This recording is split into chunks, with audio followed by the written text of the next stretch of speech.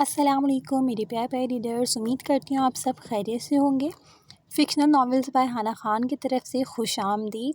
मेरे तमाम रीडर्स जो एपिसोड का इंतज़ार कर रहे हैं उनसे मेरी तरफ से माज़रत। आँखों में दर्द की वजह से एपिसोड 2 दिन से नहीं लिख पाई। कल मैंने लिखना स्टार्ट किया है, तो अभी काफ़ी लिख चुकी हूँ मैं एपिसोड, लेकिन कुछ एडिट रह गई हैं, तो लिहाजा कल ही एपिसोड आएगा। तो इंतज़ार कीजिएगा, तब तक के लिए आप स्नीक पीक एंजॉय करें और कमेंट बॉक्स में अपना अपना अंदाज़ा बताएं कि आगे एपिसोड में क्या होने वाला है। कल तक के लिए अल्लाह हाफ़िज़।